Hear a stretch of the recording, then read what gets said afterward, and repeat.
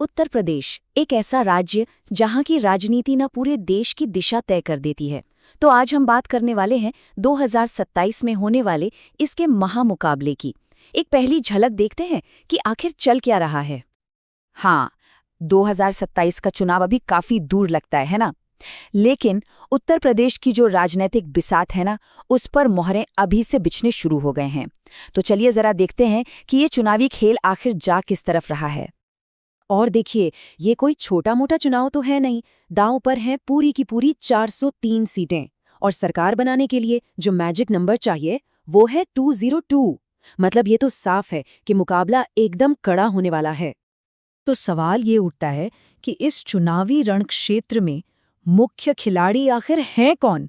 कहानी ना मोटे तौर पर दो बड़े गठबंधनों और उनके जो लीडर्स हैं उनके ही इर्द गिर्द घूम रही है। तो देखिए, एक तरफ है सत्ता पर काबिज एनडीए, जिसकी कमान है बीजेपी के हाथ में, और दूसरी तरफ उन्हें चुनौती देने के लिए खड़ा है समाजवादी पार्टी के नेतृत्व वाला एसपी प्लस गठबंधन। लेकिन सवाल ये है कि इतने बड़े चुनाव से पहले हवा का रुख पता कैसे चलता है? इसका जवाब छिपा होता है छोटे छोटे उपचुनावों में। ये एक तरह से ना पॉलिटिकल मौसम का बैरोमीटर होते हैं। और हाल ही में जो 9 विधानसभा सीटों पर उपचुनाव हुए हैं, उन्हें बिल्कुल यही माना जा रहा है 2027 के महामुकाबले का एक लिटमस टेस्ट। तो बात समझने वाली ये है कि ये जो नतीजे हैं, ये सिर्फ सीटों का हिसाब किताब नहीं है। नहीं, ये तो सीधे सीधे राज्य के बड़े बड़े नेताओं की साख का सवाल बन जाते हैं। अच्छा, ये तो हो गई बड़ी बड़ी राजनीतिक रणनीतियों की बात। लेकिन चुनाव का असली फैसला कहाँ होता है? वो होता है जमीन पर, आम आदमी के रोजमर्रा के मुद्दों पर।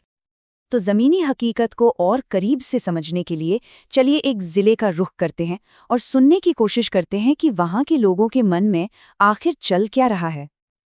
और जो सबसे बड़ी चिंताओं में से एक बात निकल कर आती है, वो है बेरोजगारी। जैसे एक व्यापारी ने बताया कि भाई 2018 के बाद से शिक्षकों की कोई नई भर्ती ही नहीं हुई है।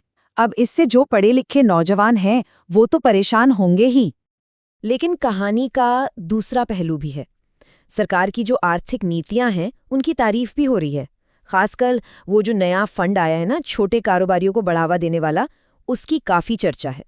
और बस यहीं पर एक आम वोटर की असली उलझन सामने आ जाती है कि भाई सरकार की अच्छी योजनाओं को देखें या फिर नौकरी और महंगाई जैसी जो अपनी असली चिंताएं हैं उनको प्राथमिकता दें।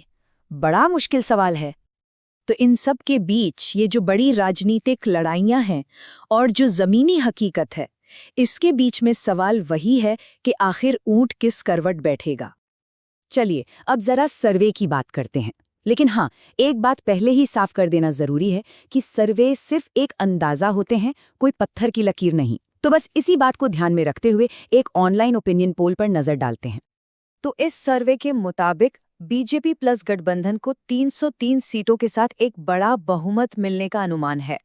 वहीं सपा प्लस गठबंधन को 85 और बाकी अन्य पार्टियों को सिर्फ 5 सीटें मिलने की संभावना जताई जा रही है। तो आखिर में सबसे बड़ा सवाल यही बचता है कि 2027 का फैसला आखिर होगा किस आधार पर? क्या बड़े नेताओं के चेहरे और उनकी बड़ी बड़ी बातें जीतेंगी, या फिर आम आदमी की जेब से जुड़े जो असली आर्थिक मुद्दे हैं वो बाजी मारेंगे? इसका जवाब तो खैर वक्त ही देगा।